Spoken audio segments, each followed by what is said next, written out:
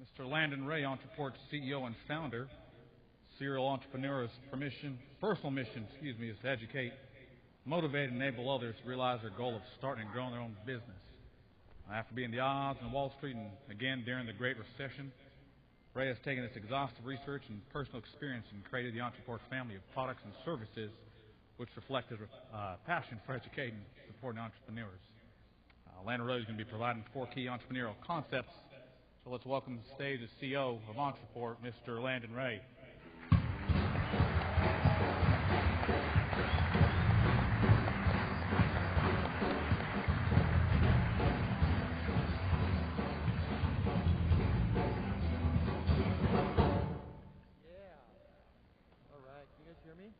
No. Anybody? Yeah? There we go. Cool. So, Lance Johnson, guys, how was that? I wonder why they call themselves the conversion geeks, right? That was crazy. I understood about a third of what he was talking about. Thanks to Conversion Geeks for helping make all this possible. They're out there with a booth. They've done a lot of great work with many of our clients, and so you should go find out what he was talking about out there, if you don't understand it, like I didn't. So, forgive my notes and this thing. I don't know what happened to it, but it's barely standing up. So if it all comes crumbling down, I just want to apologize in advance for that.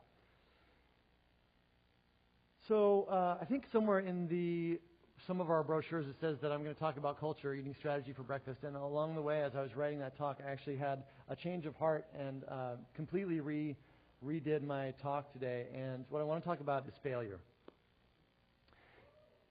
Yeah. Let's hear it for failure. So failure. As entrepreneurs, we have kind of a unique relationship with failure, right? Most people just kind of avoid the conversation and really just don't want to talk about it. But in our daily lives, we deal with success and failure all the time. That's kind of a core focus of what we do, right? And I'm not just talking about the sort of ultimate failure of like whether we're going to survive as a business, but although that can be central for a lot of us, a lot of the time, but also the success or failure of a project or of a marketing campaign or of an investment we made in a new employee or a product offering or a new partnership. How we're going to deal with failure is important to get a handle on. Oops, I'm already over time. Technical failure. It's important to get a handle on because not only can big failures kind of sink us in our business dreams, but even little failures can have a big impact, especially when it begins to make us doubt ourselves and affect our confidence as entrepreneurs. As leaders, and entrepreneurs always are leaders, maintaining our confidence is crucial, isn't it? Our confidence gives us the sort of inner strength that we need to persevere where others won't, and to pick ourselves up over and over, to take a risk, and to bet our time and our money and our reputations on an idea. Without the confidence, entrepreneurs are sunk.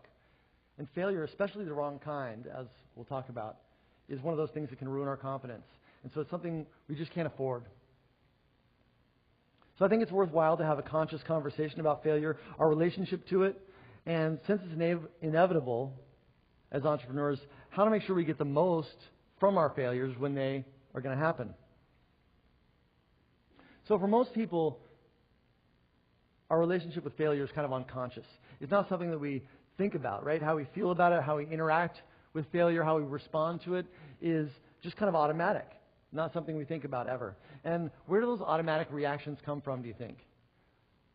I think they come from early on in our lives, right? From our childhood. Wait a minute, I've got slides. Haha.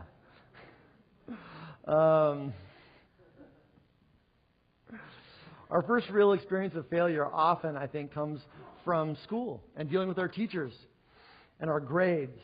And even if you were a good student, you learned early on that failure was something to avoid, right?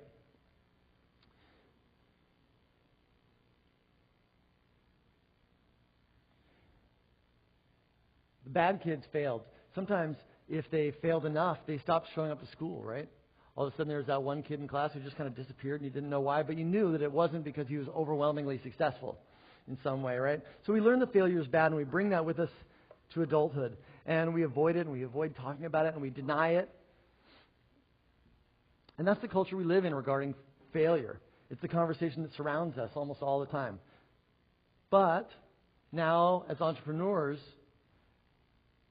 and thanks to Silicon Valley and the sort of deification of entrepreneurs and the startup and movies and reality TV shows about startup entrepreneurs, we in the entrepreneurial culture have learned that failure is how you learn. And we've created a culture of embracing and even celebrating failure.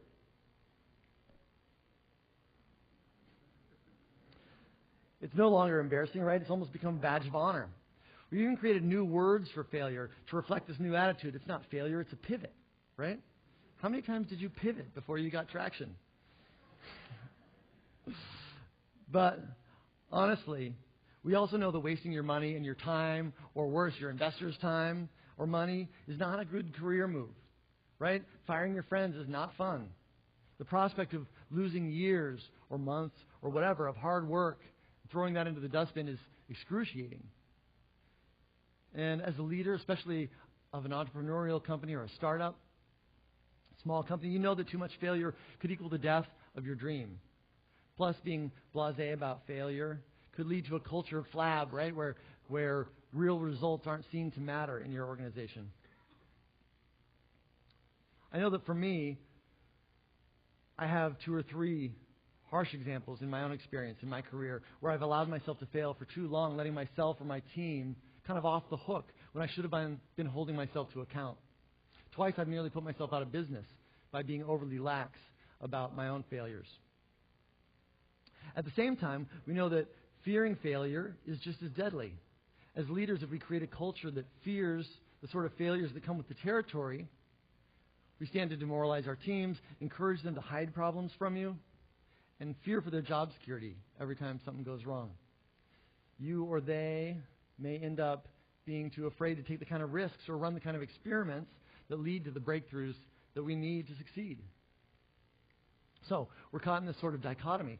We know that failure is bad, and that as a small organization we can only stand so much of it from ourselves or from our team. But at the same time, if we get too cranky about failure, either too hard on ourselves or we start firing people, we're also setting ourselves up for a disaster. So I think we need a little bit of a more nuanced conversation around failure. And as someone pretty intimate with failure myself, I feel like I have something to add to this conversation. So we're going to talk about how to deal with failure, how to survive the inevitable failures that come with the territory, and how to get the most out of each failure, the most learning, the most insight, and the most improvement from our inevitable breakdowns. Sound good? Good.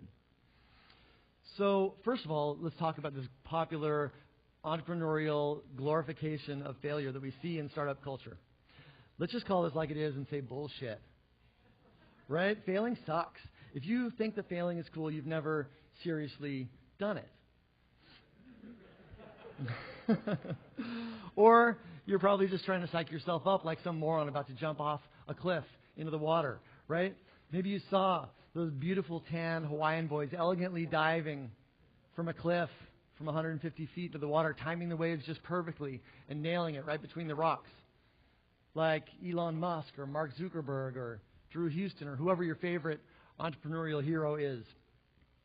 And you figured, yeah, a startup. I want to do that, right? I want to be rich and famous and revered. And as you climb up, you start talking to yourself.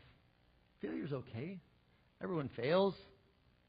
Sometimes it's cool to fail. Failing is learning, right? All the successful guys failed a bunch of times. How many times did Lincoln fail to get elected?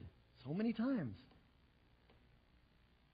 And then you get to the top of the cliff, and you edge over to the cliff edge, and you realize, no, screw that. Failure is death, right? I don't want to have anything to do with any of that. And you're right. You really don't want to have anything to do with that kind of failure. And that's the first part of where our common conversation about failure has gone wrong. Not all failure is equal. You can't just call every failure a pivot and high-five your buddy and move on. The truth is that different kind of failures warrant different sorts of reactions. So let's take a look at this hierarchy of failure put together by Amy Edmondson of Harvard Business School. This is really interesting. I found this really interesting. She broke down failures into 9 different causes and then ranked them by blameworthiness. So what she's saying here is that if there's a specific process or a practice that's well known to you and a team member violates it on purpose, well, then you deserve to crash into the rocks and your, gory fate. You should quit screwing around. One level up from that is inattention. Maybe if you're not paying attention, you still deserve your gory fate, but maybe some more people will feel sorry for you. It's a little less blameworthy. Then we start to get in the middle area, like lack of ability. Maybe you told an employee that he needed to go jump off the cliff, and shoot, he probably should have spoken up before he took the dive. But as a manager, you bear some of that responsibility too, right? And at the other end, hypothesis testing and exploratory testing. This guy loaded up a bag of sand and tossed it off the cliff to see what would happen. And of course, the bag blows up. But dang, that's a smart guy, right? That's the kind of guy you want on your team. So this distinction is important because it begins to clarify this dichotomy that we had going on. You should punish the jerk who doesn't follow well-known processes, but you praise the guy who takes reasonable risks in order to learn something. So that makes some sense. So there's different kinds of failure. There's just blowing it when you know what you're supposed to do, or when there's a well-known path laid out before you, and that can't be tolerated from yourself or from your team. And then there's this failed experimentation, which is awesome and the source of tons of learning, and then there's these shades of gray in between. So we want to make sure that everybody on our team and ourselves are really clear about this. In our business, no one is punished for trying something new and failing, or for discovering an unforeseen problem. The stuff is praised. And that's how we improve as an organization. For example, in our business, we have Larry. Larry is a full-time quality control person for customer experience. In our business, customer experience is everybody who talks to clients all the time. Sales, support, and services. And so Larry's around here somewhere. And he's a great guy. He's also this amazing jazz pianist. He's going to play for us tonight, on the terrace with his jazz band. So come check that out. So he spends all day long reviewing support tickets and listening to sales calls and researching why we got a particular complaint. And then he puts together reports for us, for management, and also he does trainings for the individual teams and talks about where a ticket went wrong or where it went right. So how it goes is that he'll pull up a ticket for a call or for a ticket, and he'll put it on the big board, and then he'll discuss. We'll be all sitting around, right? The employee and their team, and then the managers, me, Lena, and Larry will be kind of dissecting this ticket and talking about where it got screwed up, which you can imagine is pretty threatening, right? For a young new employee to have their work dissected in front of the whole team seems kind of scary. But the reality is that it's not. And the reason is that errors in support and services are almost uniformly not the employees not paying attention or purposefully deviating from our process.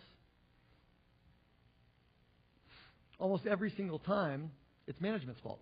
We failed to train our reps on a certain subject, our process has a flaw, and the system had a breakdown, or whatever it is. It's valuable information.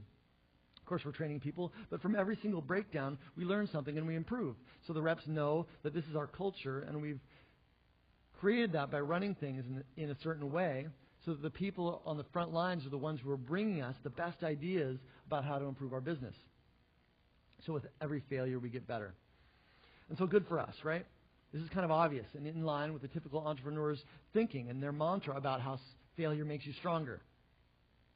So you can see, though, how encouraging the right kind of failure is valuable and how eradicating the wrong kind of failure is crucial as a small business. But here's a challenge. What if you don't know when you're failing? This is actually an insidious problem. It may sound silly, but it's not. Sometimes it's really hard to know when you're blowing it. Sometimes everybody around you can see it and you don't. For example, do you have any idea what your customers really think about you? Sure, you have a grip of testimonials that you clutch from your biggest fans, and you have, small amount of complainers that you write off as the normal course of doing business. But that 80% in the middle, what are they thinking? Are they eyeing your competition? What are they telling their friends? Good stuff or bad? What about your marketing? Is it working? Maybe you know and maybe you don't. But I bet you don't know if it's working better than your competition's marketing is working. And if it's not, you're kind of slowly getting the beat down. And what about your product? Are you sure it's the best? Or is there someone out there who's beating you? Is there someone out there who's about to beat you? What about your books? Are you wasting money somewhere or losing money? Is that process you put in place last year to manage your bounce credit card still working? Are you sure? Are you insured properly? Are you infringing on somebody's patent? Is your website or network secure? Are you PCI compliant? Or are you about to get hacked? Are you really as good as you think at what you do? Are your people as good as you think at what they do? Or, if you're a startup without real traction yet, this is a killer. We give ourselves 1,000 reasons why our idea hasn't exploded the way we expected it to, right? We can't get our website right. That one guy won't mail for us. We don't have the money for that campaign. We haven't gotten our product into quite the right hands yet. But what if this crazy idea of yours just isn't going to work? How do we know? Discovering our failures is actually much harder than it sounds. But it's really important to nail it because this is the first step in a 3-step process that we're going to talk about for making sure that first, we don't get sunk by our failures. And then second, how to get the most value you possibly can from the experience that you gain through your failures. So the first goal then is to surface our failures when they're small and manageable and before they turn into train wrecks. Because train wrecks are easy to notice. The goal is to find that messed up little bit of track that's going to derail you before it actually does. So, story time. Not being crystal clear about my own failings and the failings of my team have been the source of the biggest breakdowns that I've ever experienced, for sure. Missing failures when they're small and not noticing it until they're big. So let's talk about one example that many of our customers here are probably very familiar with. It's a little nightmare I like to call 3.0. So, a little backstory for those of you who are thankfully unaware of this painful tale. We are a software company, and the quick version of our history is that we originally launched to total market failure, by the way, in 2007, and we then changed our business model and changed the product and tweaked things several times until in 2009 we kind of hit our stride and things took off. We went from a dozen or two customers to 1,000 over the course of a month or two. And basically things just went ballistic. We realized, though, pretty much right away that although our software system, while it had all the right features, because we knew that we were resonating with the market, we learned right away that it wasn't really built to last. It had all kinds of interface design flaws, and it basically had to be redone. Unfortunately, or unfortunately, depending on how you look at it, we had this business that we also had to run and manage along the way. So we were overwhelmed just trying to keep our heads above water on the technology side. Our servers were just smoking and sputtering. Our clients were finding these weird bugs that we had never seen before. They were also demanding new features. Our little engineering team, which at the time was just 2 or 3 guys, they were working constant overtime just to kind of keep the wheels on the show. And I was just as crazy busy, but along the way I found the time to write a spec for kind of a version 2, which eventually morphed into a version 3 of the product.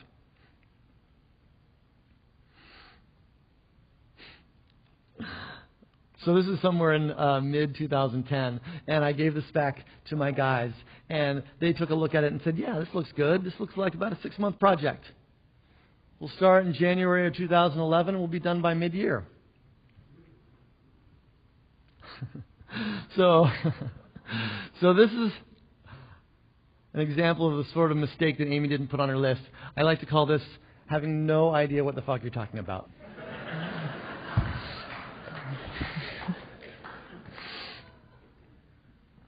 So we didn't actually even get started until mid-year 2011 because first we had to rewrite a bunch of existing stuff so that our servers would stop melting down. And then when we got started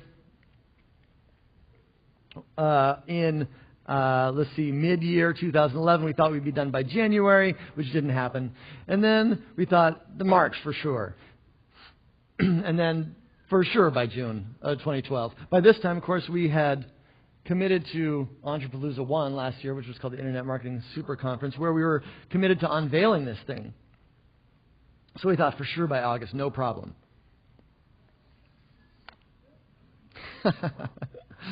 By the time October rolled around, we knew we were close. So we just unveiled it anyway, and we figured, okay, it's going to be done by the end of the year. Just to be safe, we'll say December 2012. So, okay, we're going to skip to the end now. And here we are at the second annual ONTRApalooza, October 2013, and we're just now finally able to release a beta version, by the way, of the system, and hoping it really is as far along as we think. And if you're not a customer or an employee of ours, this might sound kind of funny, but let me assure you that this has been anything but funny.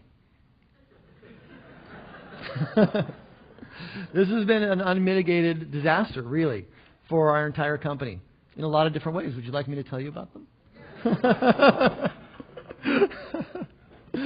Okay. This is funny. Okay, so first and most importantly, of course, we made a promise to our customers, and we broke it. This business has been built from the ground up on word of mouth. And word of mouth happens, positive word of mouth happens, when your customers like you and they trust you and believe in you, right? And fortunately, we are pretty likable people. But the truth is that we have stretched our longtime customers' belief in us pretty thin over the last couple of years, and rightfully so. Second, there's the simple fact that our new system is better. And the system that we've been selling for the last couple of years is, less better. How many sales and how much retention has it cost us to not be selling the best product that we knew we could be delivering for all this time? I'd suggest it's a ton. Our business would be twice as big today if we had released 3.0 in any time in 2011 or even early 2012. Not only that, we'd have a ton of other features, a ton of ground covered after that, features we haven't had the time to build. This has also been really rough on our team. Of course, the engineers have now been slogging through this hell project for 3 years, most of that time with no end in sight, literally. And all the while, they've sort of bore the burden, the psychological burden of knowing that not having this project done is costing the company a ton. And the rest of the team's also been hurt by this. They've had to answer endless questions from all y'all about where the hell 3.0 is. And they've had to focus on our current product, knowing that something better was coming, but with no idea when. Fortunately, the current product's pretty great, but it's still been tough. And of course, lastly, it's cost me a lot of credibility with our clients, with our team.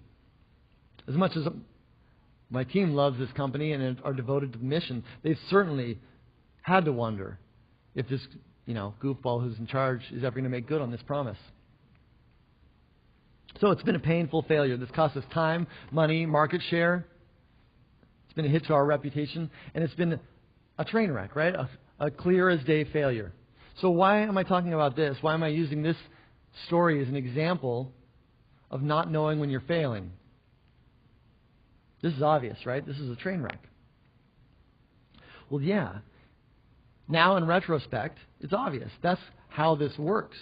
Is that when you can't see how you're failing, little failures turn into train wrecks. So that's why we're talking about this. So what is the failure that I didn't see? There are actually several. And the truth is that they are on Amy's list. They're lack of ability, process inadequacy, and task challenge, according to Amy. So here's what I mean. First of all, we were green in software. Our founding engineers are extremely brilliant guys and totally passionate and devoted, but they don't teach project management and engineering process management in school.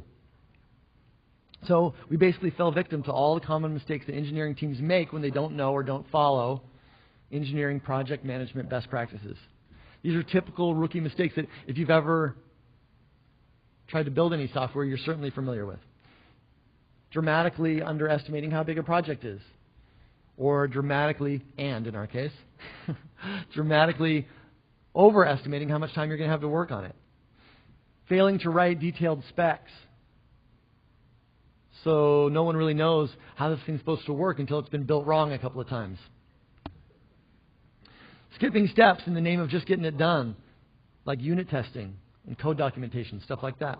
We needed to just get in there and get cracking, so we basically made all the classic blunders. And the whole time, I didn't see it, honest to God, for 18 months, maybe 2 years, I thought we were 4 weeks away. It's so funny.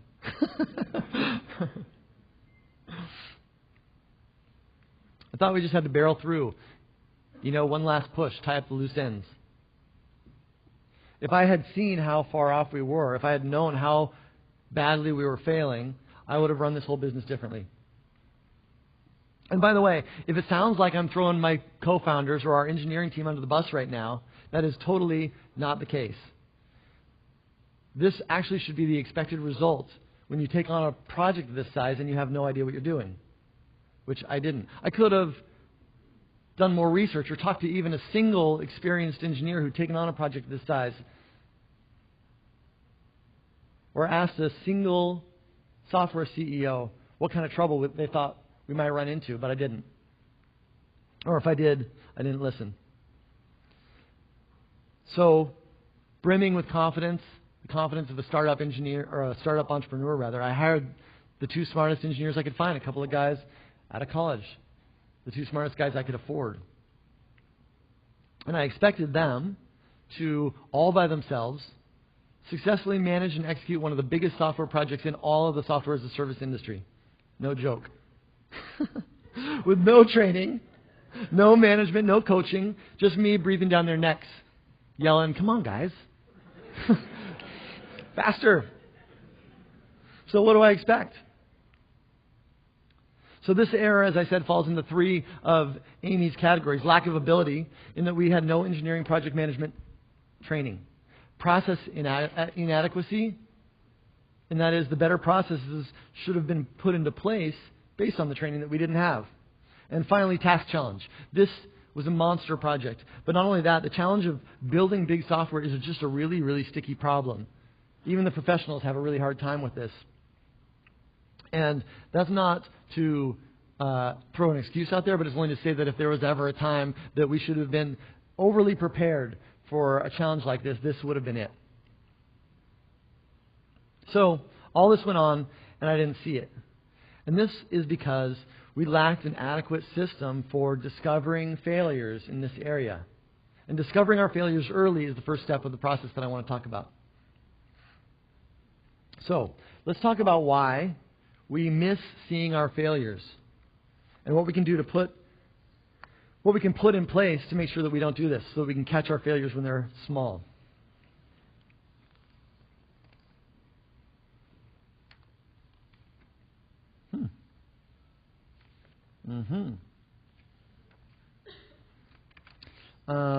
So let's see. Here's a failure of sorting. Okay, the first reason we fail to discover our failures is that people are afraid to talk about failure. They just don't want to fess up about it. We talked about the reasons you need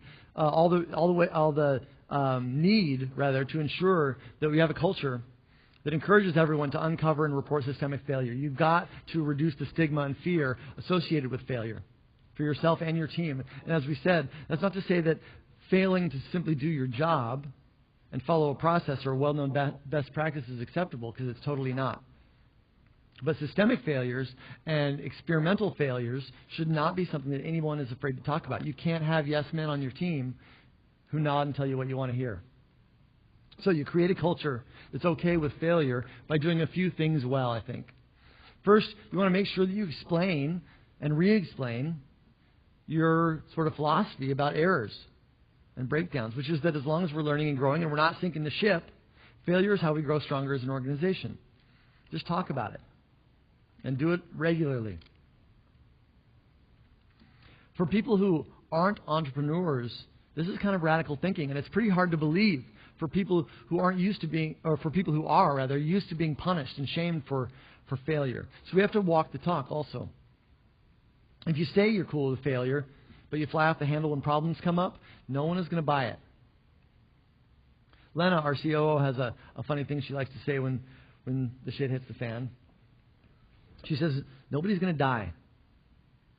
And just by being a little funny and lightening the mood and reminding everyone that we understand that problems happen, even when people are trying hard and have the best intentions, she reinforces our culture around failure.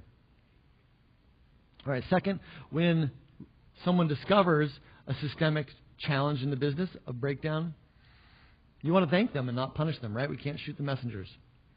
So you praise the messenger, and you do it publicly. Third, when failure happens, ask your team to participate in the problem-solving process. You don't want to just hand out new policies. You want to brainstorm solutions together and then implement the best ideas.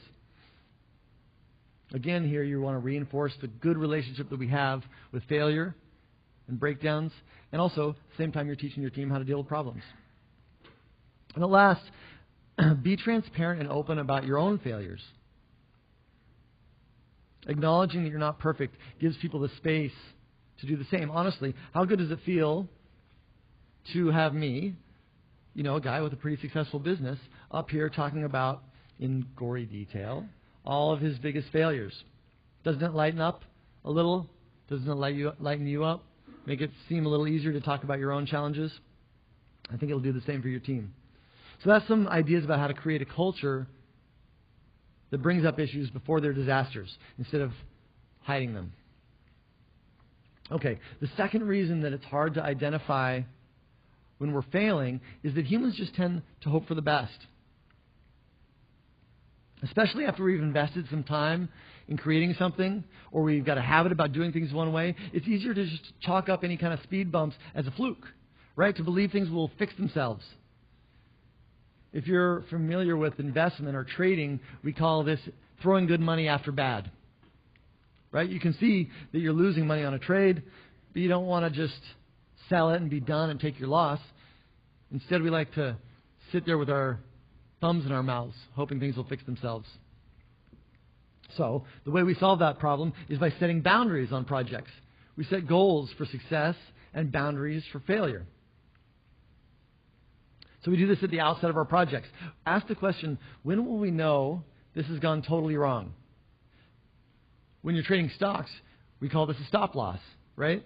You've determined it in advance. Like if I lose $1,000 on this trade, I'm going to sell it no matter what. That's just how you do it. We don't do that in business so much. So your boundary for failure should get written when you originally design your project. For every project you take on, or if you do the same kind of things all the time, you should just have an agreement about what's considered failure. For example, in engineering, we might say that if we're 30% over on our time estimate, we've proven that we've had no idea what we were talking about and we need to stop and regroup and create a new plan. If you're just starting out in business, you might give yourself a deadline. Like, if I can't sell X dollars of this product in the next 90 days, then obviously my offer is not good enough to compete in this market, and I need to rethink my approach here. Set boundaries on projects. This will help you fail fast and cheaply instead of long and expensive. So the third thing that messes us up, especially as we begin to have team members working with us, is that we're just totally unaware of breakdowns because we can't see them. When our teams grow, it's natural that you're less able to see what's going on in all parts of your business. And at this point, I pretty much have no first-hand knowledge of almost any part of this business, and we're only 70-something people. I don't see it when a ticket goes bad, when a customer cancels, when a webinar fails, when our rent forgets to get paid. The things I don't see are endless. And some of that's okay. There's a lot of things that can go wrong that just aren't that big of a deal. And you can't watch everything all the time. But like a pilot in a cockpit, there are certain things that you have to be absolutely certain are going to go right every time, because if this kind of thing goes wrong, you literally crash and burn. So how do you keep tabs on things like that in your business? A lot of this is done with basic reporting. So just as your cockpit dashboard tells you if your engines are working and if the plane's upright, there are things you need to watch in your business. So this may sound obvious, but for small businesses, which we were just a minute ago, basic reporting is often totally missing. So maybe you think it's overkill or micromanaging, but it's really not. It's really keeping your eye on the ball. Imagine if it's just you and an assistant even. Say you're a realtor and you're going to hire an assistant to manage your calls and set your appointments for you. This may seem like a minor deal, but in real estate, answering calls and setting appointments is how you succeed. If that stuff falls apart, it's like a wing falling off the plane. So you need to identify whatever the most important things are in your business so that you can be positive that your business is running the way you think it is. And then you get your assistant to report it. Some of them may be daily, like what happened today on all the offers I have, all the deals I have offers out on. Weekly, you might want to hear how many calls and appointments were set. Maybe if your website's a big source of leads, you should get the number of new web leads in your weekly report because you want to understand the trends, but also you just want to make sure that thing's working right. How annoying is it to discover after 8 months that your main form on your website hasn't been working all this time? That's kind of a train wreck, right? So you monitor stuff like that. Last, we miss noticing failure because we just become numb to it. We're so used to some aspect of our business being screwed up that we don't even realize it can be fixed. We just think that's the way it is. Things like employees arriving late or doing sloppy work, or vendors who screw up your bill all the time. Some annoying problem with your computer that costs you time every day. These are the kinds of things that we tend to get numb to and we learn to live with, but it costs us a lot in the long run. So the way to discover these sorts of challenges is to just have some self-awareness and listen to yourself complain. Notice when your team members are complaining. Notice when you hear the same kind of complaints over and over again. You can bet that there's a problem in there. It's worth fixing. These aren't usually train wreck type problems, but annoyances and inefficiencies. But if you look directly at them and deal with them, they're a source of improvement and learning for your team. So just write them down. Bring these challenges, these complaints to your team and solve them together. All right, so that's 4 things you can do to ensure that you're discovering your problems when they're small and when they can't sink you. Create a culture.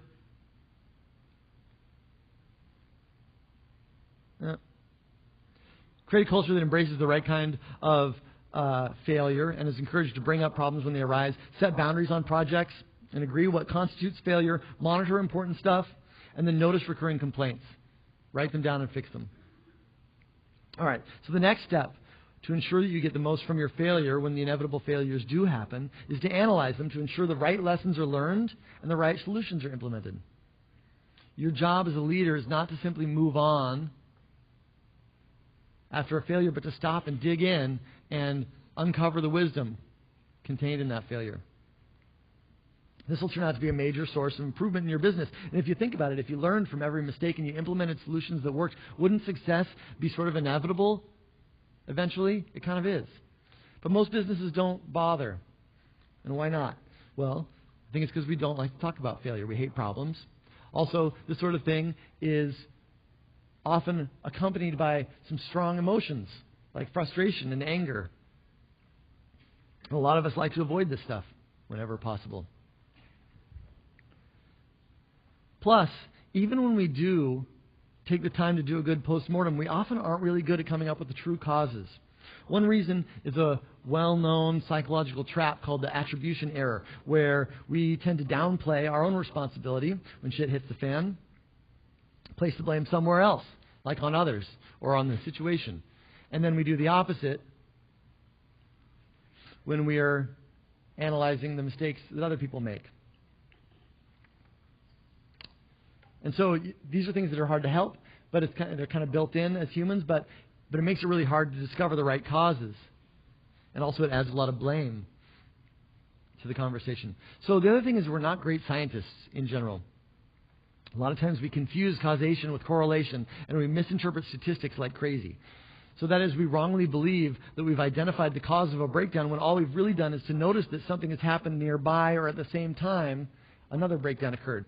So let me give you an example. I get a report every day that shows the number of new signups this month versus last month.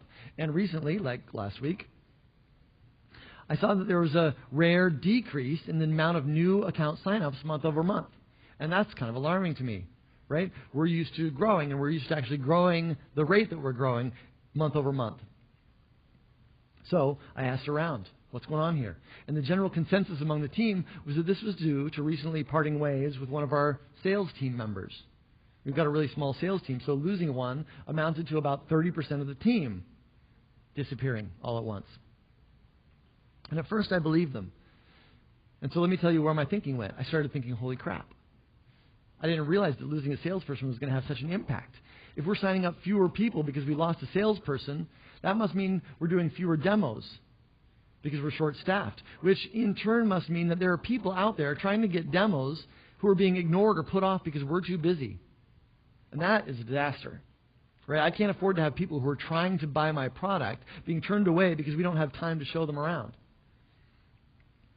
So to me, that looks like an emergency. Let's get some changes going. Move support people to sales. Get Rochelle to stop whatever she's doing. This is an emergency. Right? I'm going to start rearranging my business.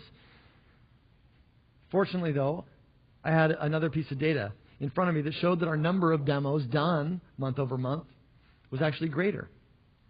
So a little more digging showed there was actually no problem at all. Last month's numbers had gotten inflated because we created a whole slew of test accounts that accidentally got added to the total. So basically the report was wrong. But you can see how getting the cause of a breakdown wrong can lead to all sorts of mayhem. And us non-scientists are pretty bad at this kind of analysis. So, how do you do a good post-failure analysis? First, you want to make it a normal part of doing business, right? Practice makes perfect. You just get better at this over time. But second, by making postmortems a routine, you remove a lot of the fear and the stigma of failure and the defensiveness that tends to come with this territory. So everyone knows we do postmortems all the time on all our projects. And unless there's some really blameworthy nonsense that happens, we're just looking for process breakdowns. There's nothing to fear. Next, you want to be methodical and scientific. Make a list of what happened that's free of blame and fault and opinion. Just the facts. You want to start by focusing like a scientist on observations instead of interpretations. So what happened was the report says new signups are less than last month. Not we're down a salesperson and buried. So then, next to each item, identify the impact this has had. And then make a list of possible causes for the breakdown, theories, right? This should not look like Bob blew it unless Bob's failure clearly falls into the blameworthy part of Amy's list. And if it does, you need to consider whether Bob needs more training or whether Bob should be working somewhere else, right? But you always want to give Bob the benefit of the doubt. Look first at where your instructions or your training or the process you've provided or the situation contributed to the failure. If you've got good people on your team, your list should always just be a list of process breakdowns. And then finally, as a team, you brainstorm ways to improve your processes so this breakdown doesn't happen again. And so just be the best scientist you can be. Question your assumptions. Dig into the numbers to see if they make sense. Wonder if your conclusions are certain or just guesses. But of course, even with all that careful consideration, sometimes you come across problems that don't have easy answers, right? We know that solutions to big problems are not always just a brainstorm away. So sometimes, after methodically looking at a problem and thinking about it and brainstorming, you still won't have an answer. And maybe that's the kind of problem that you have to live with. In that case, you want to look for ways to minimize the damage. So our response to 3.0 and the challenges we had there are a good example of this. Finally, after we were over a year behind schedule, it began to slowly get through my thick skull that things weren't going quite as planned. And I had no clue how far away we were. So we did a lot of things all at once. We began to aggressively recruit a larger engineering team, which is now today at 14 or 15 guys. And we began to do a lot of research and learn from our new experienced guys and put some professional project management into place and processes. And today, our engineering team looks and works literally nothing like it did a year ago. So we've definitely learned from our mistakes here, and we're a totally different company in that area of the business because of it. But even with all that improvement, We still had a hard fact of reality to deal with, which was that 3.0 was still not done, and it wasn't about to be done. A brainstorm wasn't going to solve that. It was simply going to take time. So we got to work on all kinds of ways to minimize the damage of this failure. If we weren't going to have this fancy new interface that would make it easier for new users to understand and get started, then we'd have to make sure they got up and running in other ways. So, as we waited for 3.0 to get complete, the rest of the team focused on creating world-class support and service teams. And I'd say we've done a pretty great job at that. Actually, our implementation team adds something like an incremental 30% to client retention for clients who go through that free process. So that's a huge success. They almost double our retention. We put together an amazing creative team along the way. Writers, designers, videographers. They're starting to make us look pretty professional. We created a certification program. All sorts of internal training programs. We've put together, finally, a fledgling marketing team. And in general, we've really prepared our business to be ready to scale when it is time to put our foot to the gas. So, while the engineering team hammered away for another year, the rest of the company focused everything it had on improving everything else. And that's a double win for us. Not only did we continue to grow the business by a huge percentage each year, making a lot of clients happy with our support and services, we also prepared the rest of the company to scale. So we have perfected the onboarding of new support reps, for example, and have dramatically increased their overall efficiency while keeping clients really happy with response times. That took a lot of experimentation and improvement, but now we know that if we suddenly had 10 times more clients, we'd be ready to handle it. So if you find yourself with a problem that you just can't completely resolve, you want to focus on how to minimize the impact of that problem. Get creative. Entrepreneurs are good at this kind of problem solving as long as you put your minds to it. So do that. Okay, so we've discovered our failures early, and then we've analyzed them, and we've brainstormed solutions. So the last step, of course, is to implement. And then track your effectiveness so you follow through. You implement your ideas. That may mean training your team or changing a process or getting a new vendor, whatever it is. But whatever it is, you want to treat that solution like a hypothesis, like a possible solution, and then you watch what happens like the little scientist that you are. And if your issue was resolved, then good. You were right, and your organization is now permanently stronger because of the solution you put into place, right? Well, maybe. In my experience, good solutions to real problems last only so long if you're not watching them. Eventually, someone forgets why you put that process into place, and they start to see it as a hassle. And then one week, everybody gets busy, and someone decides that process is a waste of time. And just like that, your elegant solution that you already paid the price to learn and did the work to implement is now gone, and you're set up to fail again. This time, it's almost worse because you're going about your business thinking the issue is long since resolved. So, the last step is to put something in place to ensure that your new solution remains in place. It may be a report or a spot check, or that you do some kind of automated alert.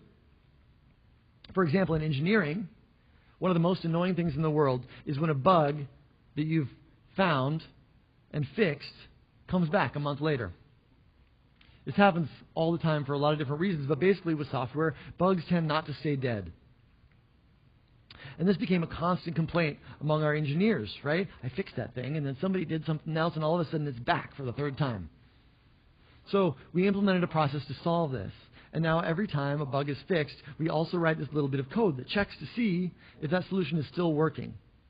And that code is added to a big library of similar little tests that check a zillion little parts of the software. And every time before we push a new release into the wild, we automatically run all the little tests to see if they work. And if any of them fail, we see it and we fix it before you all see it, presumably.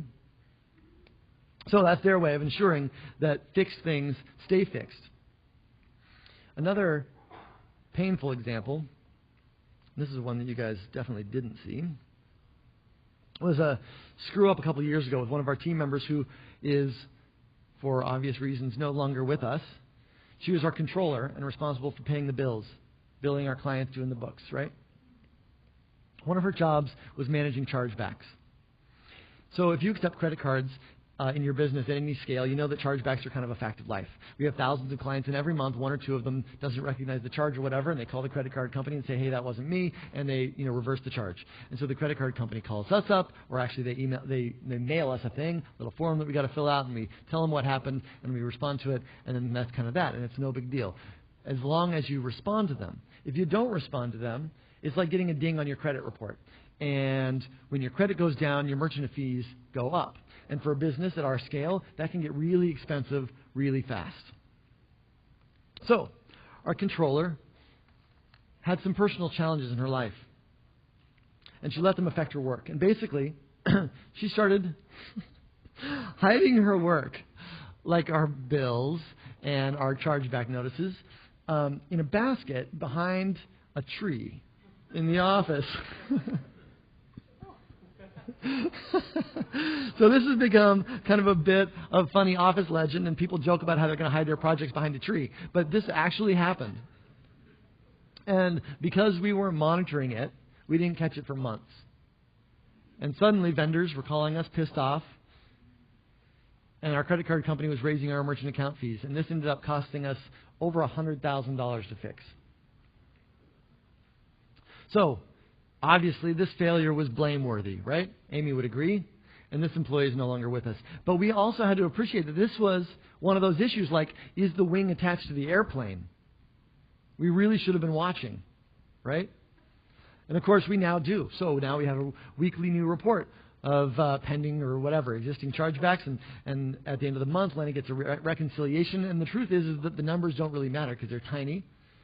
The point is that she can immediately see if the process isn't happening for some reason and catch it when it's no big deal. So the last step then is to implement, track, and monitor your improvements.